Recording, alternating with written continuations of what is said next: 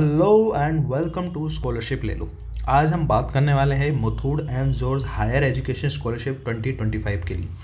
ये स्कॉलरशिप जो है 25-26 सेशन के स्टूडेंट्स के लिए ये स्कॉलरशिप होने वाली है। इस स्कॉलरशिप के लिए एलिजिबिलिटी क्राइटेरिया, कौन कौन से डॉक्यूमेंट्स चाहिए, क्या क्या बेनिफिट इसमें मिलेंगे, वो सारी चीज़ें अपन इस वीडियो में देखने वाले हैं। तो वीडियो को स्टार्ट करते हैं। वीडियो स्टार्ट करने से पहले मैं बता दूं, हम इसी तरह की स्कॉलरशिप रिलेटेड वीडियो अपने चैनल पे लाते रहते हैं, इसलिए इस चैनल को सब्सक्राइब करें, शेयर करें अपने दोस्तों के साथ ताकि उनको भी इनका बेनिफिट मिल सके। आपको किसी भी तरह की प्रॉब्लम आती है तो आप हमें कमेंट बॉक्स में बता सकते हैं, हम उनको विदिन 10 to 15 मिनट उनको रिप्लाई देने की कोशिश करते हैं। और एक चीज़ मैं बता दूँ, सब्सक्राइब करने के बाद आप कमेंट करें।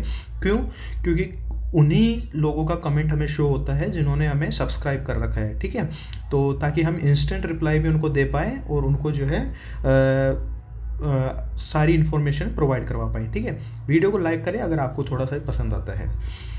हम स्कॉलरशिप रिलेटेड सारी इन्फॉर्मेशन अपने WhatsApp channel, Telegram channel, Blogger channel पर प्रोवाइड करवाते हैं। इनके लिंक आपको डिस्क्रिप्शन में मिल जाएंगे। आपको कोई पर्सनल क्वेरी है तो आप हमें ईमेल भी कर सकते हैं या हमारी इंस्टा को भी विजिट कर सकते हैं, जिसका लिंक आपको जो है हमारी प्रोफाइल में मिल जाएगा। बात करते हैं मुथूट स्कॉलरशिप के बारे में। इसकी जो डेडलाइन है वो 30 नवंबर 2025 रखी गई है, यानी कि 30 नवंबर 2025 रखी गई है। क्या क्या एलिजिबिलिटी इसके लिए होने वाली है? सबसे पहले आप फुल टाइम कोर्स कर रहे हो बीटेक, एमबीबीएस या बीएससी नर्सिंग में, इन 3 कोर्सेज के लिए स्कॉलरशिप होने वाली है। या तो आप बीटेक कर रहे हो या एमबीबीएस कर रहे हो या बीएससी नर्सिंग प्रोग्राम कर रहे हो, ठीक है। उसके अलावा आपने जो है एडमिशन ले लिया हो अकेडमिक ईयर 2025 के लिए किसी भी रिकॉग्नाइज्ड एजुकेशनल इंस्टीट्यूट में, यानी कि आपने किसी भी कॉलेज के अंदर एडमिशन लिया हो 2025-26 सेशन के लिए, ठीक है, तो आप इसके लिए एलिजिबल हो। उसके अलावा आपने जो है 12th क्लास में 90% से ज़्यादा सिक्योर किए हो तो आप इसके लिए एलिजिबल हैं। फैमिली इनकम जो है 2 लाख रुपए या उससे कम होनी चाहिए। उसके अलावा आपने जो है बीटेक, एमबीबीएस या बीएससी नर्सिंग में एडमिशन लेने के लिए कोई एंट्रेंस एग्ज़ाम दिया हो, ठीक है, तो उस एंट्रेंस एग्ज़ाम को क्वालिफाई करने के बाद में आपने एडमिशन लिया है तो आप इसके लिए क्वालिफाई हो। और सबसे इम्पोर्टेंट चीज़ है कि आप जो है या तो केरला से हो या कर्नाटका से हो या तेलंगाना से हो या महाराष्ट्र से हो या दिल्ली से हो, वेस्ट बंगाल में कोलकाता से हो या तमिलनाडु में चेन्नई से हो, तो आप जो है इस स्कॉलरशिप के लिए डेफिनेटली एलिजिबल होंगे, ठीक है। तो पहली चीज़ और दूसरी चीज़ ये ध्यान रखनी है आपने कि जब भी आप जो है, मान लीजिए आप रहने वाले तो क्या है, दिल्ली के, है ना, और आप जो है कोई एमबीबीएस कर रहे हैं मान लीजिए राजस्थान जयपुर से, ठीक है, राजस्थान जयपुर से, तो आप जब एप्लीकेशन फॉर्म भरोगे तो आपको रेजिडेंशियल एड्रेस में डेली लगाना है, चाहे वो परमानेंट एड्रेस हो चाहे करंट एड्रेस हो, ठीक है ना। परमानेंट चाहे करंट एड्रेस हो, आपको दिल्ली ही लिखना है। आपको जो है वो एड्रेस नहीं लिखना है जहाँ पे आप अभी अपना कॉलेज परस्यू कर रहे हो, आप अपना कोर्स कर रहे हो। यही चीज़ आप लोग यहाँ पे लिखी गई है कि application must select the region corresponding to their permanent place of residence not the location of their college of admission while submitting the application, ठीक है। तो इस चीज़ का आपको ध्यान रखना है। ये तो बात की अपन एलिजिबिलिटी के बारे में। उसके बाद में बात करते हैं बेनिफिट क्या मिलेगा। तो बेनिफिट में इसमें एमबीबीएस स्टूडेंट को तो 2.5 लाख के करीब, यानी कि 2,40,000 रुपये दिए जाएंगे, जो काफ़ी अमाउंट होता है फॉर द 4 ईयर। 5 ईयर की एमबीबीएस है तो 4 ईयर के लिए जो है 4 ईयर के लिए दिया जाएगा, मतलब फर्स्ट ईयर में तो ले लिया है तो 4 बार आपको दिए जाएंगे 2,40,000 रुपये, यानी complete duration of the course के लिए। बीटेक और बीएससी नर्सिंग स्टूडेंट को 1,20,000 रुपये आपको जो है complete duration of the course के लिए आपको दिए जाएंगे, ठीक है। अब कौन कौन से डॉक्यूमेंट्स इसमें चाहिए, तो पासपोर्ट साइज फ़ोटो होनी चाहिए आपके पास, एकेडमिक ट्रांसक्रिप्शन सर्टिफिकेट होने चाहिए। एकेडमिक ट्रांसक्रिप्शन सर्टिफिकेट क्या होते हैं, आपकी 10th की मार्कशीट, 12th की मार्कशीट, 11th की मार्कशीट, और आपने जो है कोई जो भी आपके जो डॉक्यूमेंट्स है जैसे आधार कार्ड, पैन कार्ड, ये सारे एकेडमिक ट्रांसक्रिप्ट्स होते हैं, ठीक है। उसके बाद में आपने एडमिशन प्रूफ लिया है, मान लीजिए आपने किसी कॉलेज में एडमिशन लिया है तो उसका अलॉटमेंट लेटर होगा या उसकी कॉलेज की आईडी होगी, तो वो एडमिशन का प्रूफ आपको वहाँ पे सबमिट करना है। उसके बाद एंट्रेंस एग्जामिनेशन स्कोर कार्ड, आपने जैसे एमबीबीएस किया है तो एमबीबीएस के लिए कौन सा एग्ज़ाम, नीट का एग्ज़ाम दिया होगा, वो आपको उसका स्कोर कार्ड करना है। बीटेक के लिए आपने जो है जेई वगैरह का कुछ दिया होगा या किसी अदर कोई भी एंट्रेंस एग्जाम होता है उसका आपको स्कोर कार्ड अपलोड करना पड़ेगा। उसके अलावा आपको इनकम सर्टिफिकेट अपलोड करना पड़ेगा, जिसमें आपके क्लियरली मेंशन होना चाहिए कि सभी स्रोतों से, मतलब ऑल रिसोर्सेज से जिसकी जो आय है वो 2 लाख रुपए से कम है। उसके बाद self return request for a scholarship in English. English के अंदर आपको सेल्फ रिटर्न रिक्वेस्ट लिखना है।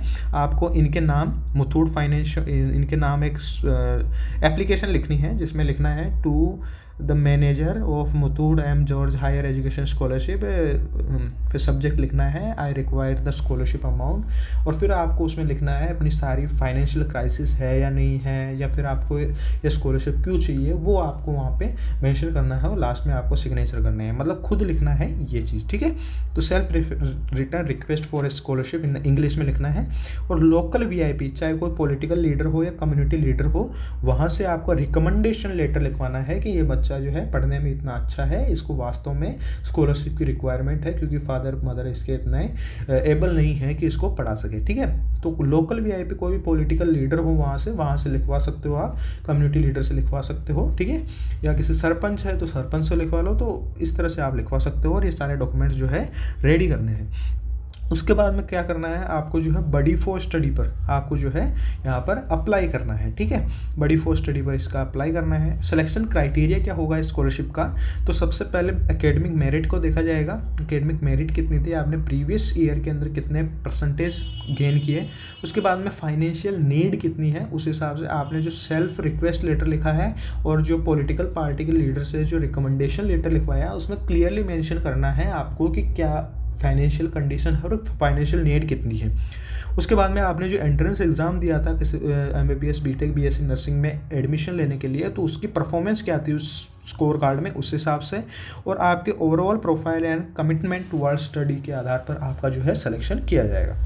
टर्म एंड कंडीशन की बात कर लेते हैं। तो 2025-26 के अंदर जिन्होंने एडमिशन लिया है वो ही स्कॉलरशिप का फॉर्म भर सकते हैं और उन्हीं को स्कॉलरशिप मिलेगी, और फाउंडेशन की गाइडलाइन के आधार पर स्कॉलरशिप अमाउंट जो है डिस्ट्रीब्यूट किया जाएगा।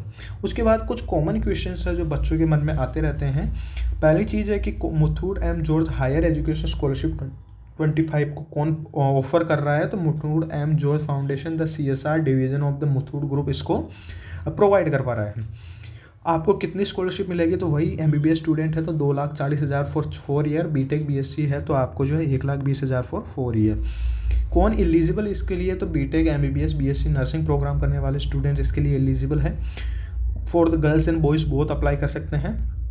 और इसकी जो लास्ट डेट है वो 30 नवंबर 2025 रखी गई है। कौन सा स्टेट इसके लिए एलिजिबल है, तो केरला, कर्नाटका, तेलंगाना, महाराष्ट्र, दिल्ली, वेस्ट बंगाल में कोलकाता एंड तमिलनाडु में चेन्नई, ये सारे स्टेट जो है इसके लिए एलिजिबल होंगे। कहाँ अप्लाई करना है मैंने बता दिया, बडी फॉर स्टडी पे अप्लाई करना है। किस तरह से बडी फॉर स्टडी पे अकाउंट बनाते हैं, किस तरह से इंटरव्यू दिया जाता है, और अभी लेटेस्ट जो SDFC ECSS स्कॉलरशिप 25-26 के स्टेटस में बहुत बड़ा चेंज हुआ है, इन सब की वीडियो जो है आपको मेरे डिस्क्रिप्शन बॉक्स में मिल जाएगी, वहाँ पे लिंक पे क्लिक करके आप उनको डायरेक्ट देख सकते हो। फिर बता दूं, हम इसी तरह की स्कॉलरशिप रिलेटेड वीडियोस अपने चैनल पे लाते रहते हैं, इसलिए इस चैनल को सब्सक्राइब करना ना भूलें। लाइक करें, कमेंट बॉक्स में आपको हमें बताएं कि कोई प्रॉब्लम आती है आपको फॉर्म फिल करते टाइम या किसी तरह का डाउट है तो शेयर करें अपने दोस्तों के साथ ताकि उनको भी इसका बेनिफिट मिल सके।